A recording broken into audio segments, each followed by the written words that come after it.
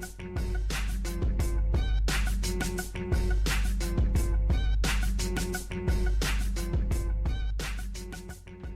what's up, y'all? It's your boy Vinnie-Dangerous, and I'm back with another installment of the Dangerous Minds. I stepped from behind my desk to give y'all the real because I got my partners with me. I've been big fans of them for about 1.5 years now. Real dope artists right here in Durham. Alright, go ahead, let them know who you are, people. I'm Stay Just. Attitude. We go by Nacynze. Innocence. And if y'all haven't already seen it, they just dropped their first music video.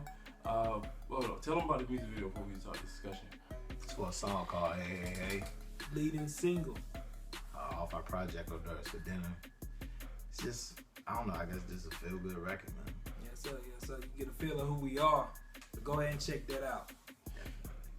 Alright, now we'll be leaving a link to the video in the description below. But we are here to talk about, first of all, I'd like to give a huge shout out to Joey Badass. I can't stop listening to your new album, All American Badass. It's dope. I really feel the message. I appreciate you speaking up and being a voice for the people. A very genuine voice. I can hear it in the lyrics. Like, it's a real genuine feel of like this is something that's really touched him. And in an interview he did, I believe with Hot 97 not too long ago, he talks about the responsibility that he feels like he has as an artist to give these kind of messages and talk about the things that are going on in the world and everything going on around us. So it really spoke to me. And like, you know, you two were positive brothers that do music with a message and really stays true to like everything going on in the community. So I just wanted to talk about that because a lot of people, especially people coming into the game now, especially people that are fans of music now, they look at music as just like, oh, this is just a way for them to make money. It's more of a job than a responsibility, really. Yeah, yeah, I can agree. I definitely agree. Like, just as like artists that do, you know, positive music on y'all end, like what kind of responsibility do y'all feel like y'all have? I think it is by stepping behind the microphone, you have a huge amount of responsibility because people are receiving your message, your music, and you have to take that in consideration that somebody gonna either apply what I'm saying. So you put out negative thoughts or a negative energy, some kids gonna listen to it. Like I was listening to the radio, and the lyrics was like, I forget who it was. So I don't know if it was Ray Sherman or if I pronounced that name right. The lyrics was like, I could have went to school to be a doctor, but I dropped out to be a baller. I'm like, that's backwards.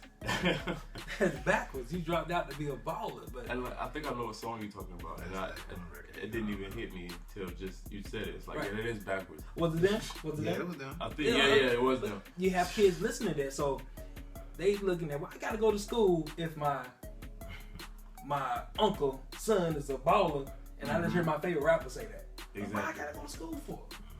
You know, and they see that, but you don't see them. You don't see many positive role models, and people need to take the responsibility as rappers, preachers,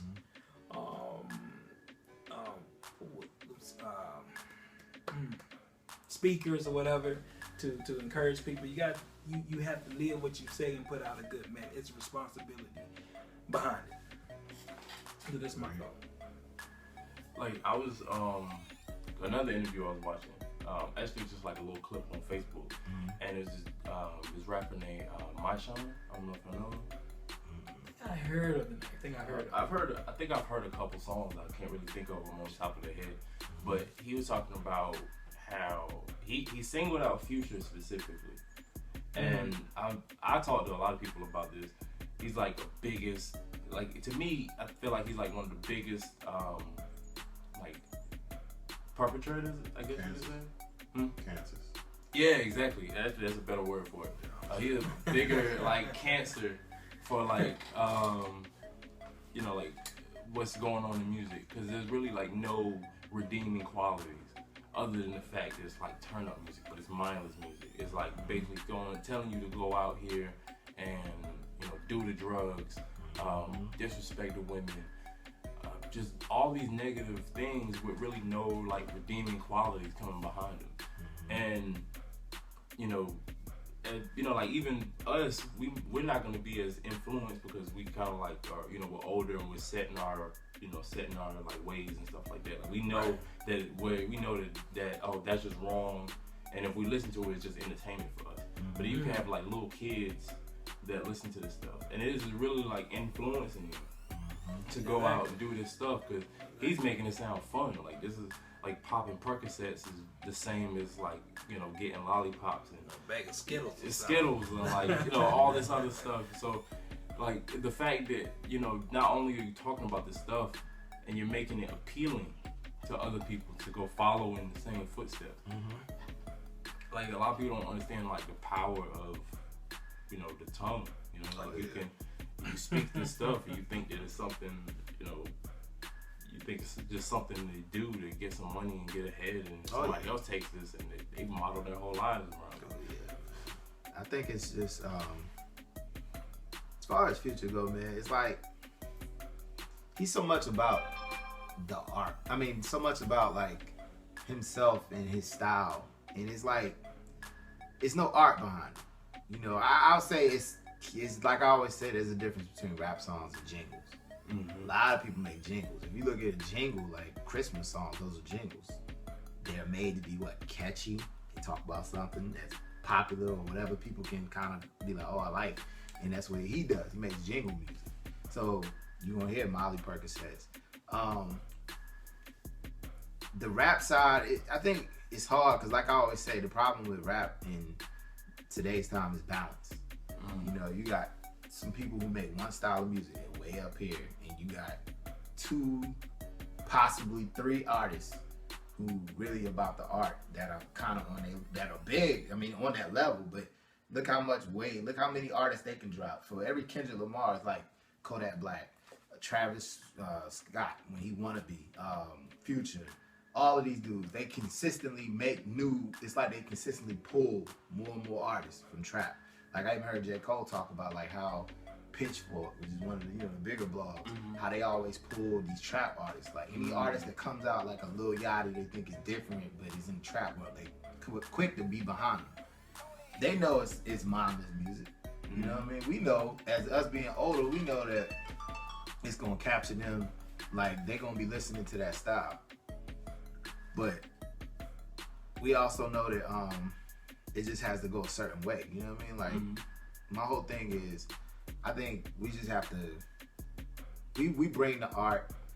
I think it comes down to, I guess, it's parents and stuff nowadays. I think, but I still think the artists have responsibility, man.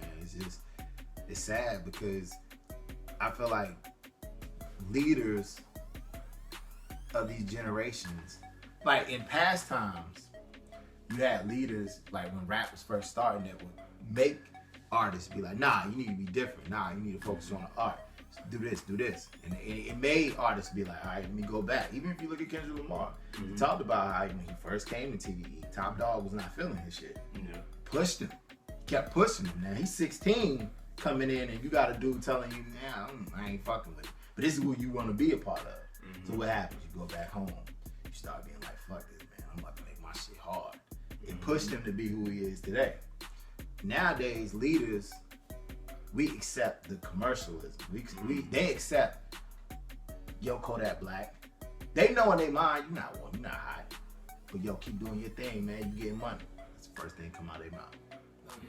So now you influence them, and then like you said, the youth are gonna be influenced because they're like, well, I can get money. And you're like, but that got to do with anything. You know what I'm saying? But eventually, it can make you. I've seen some rich people who I'm like, people can't stand being around. Shoot, and it's kind of like what you were talking about with the pitchfork, because it's like also a responsibility like of the parents and the artists, but it's also the media. Exactly. Because I did a show last year when we ranked like everybody that was on the double XL freshman cover, and you look at all the guys that were like terrible going into that cover, and then you look at after that cover, those are the guys that are getting the most press. Like Lil Yachty, Lil Uzi Vert, All those guys are the ones that you see all over the blogs, all over the magazines, but they're not talking about Anderson .Paak. They're not talking about Denzel Curry. And they're not talking about Dave East or any of the other artists that had like redeeming qualities going into like after the fact. Like they're not the ones all over the blog and getting all the coverage. So it's kind of like, you know, they're the ones, they're also putting, you know, that effort and energy behind, like pushing them to the forefront and saying, hey, these are the guys that you need to be listening to. It's changing the mindset. To break it down, to be honest, they don't think we're smart. Black people, they don't think we can do more. So, they only thing they're gonna talk about is money, cars, women. We got other brothers talking about the government, the neighborhoods, trying to reprogram the mindset of you can be more than what you see. You know, and it's kind of hard to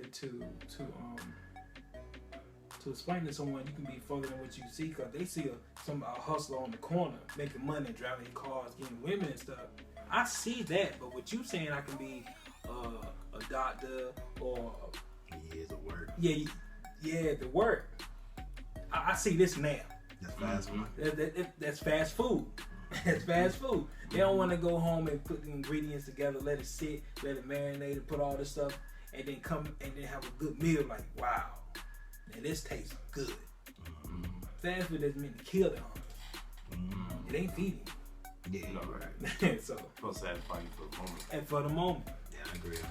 But alright, because I hate to cut it off because it's a dope conversation, but like my phone doesn't really have too much storage, so we're gonna have to start wrapping it up before they just cut off on us. That's cool. Like, y'all got any final words you want to give the people? Check out the video. Hey. Yes. Filmed by Creative Media Mix. Yes. Mixed Media. Mixed media. Sorry about that, Pat Jr. What's up, homie? Appreciate it. We got a show May 12th, Deep South, Raleigh. Even though it's gonna be on YouTube, everybody can't come to that. Check out our SoundCloud, because we have music up there. We have music. And I'll definitely leave a link to that in the description as well, along with the Hey music video. It's your boy Vinnie-Dangerous. This has been Innocence, the Dangerous Minds, and I'll see you next week. Yes, sir. Now I need you to do one thing for me. Just one thing. I need you to understand that you'll never understand.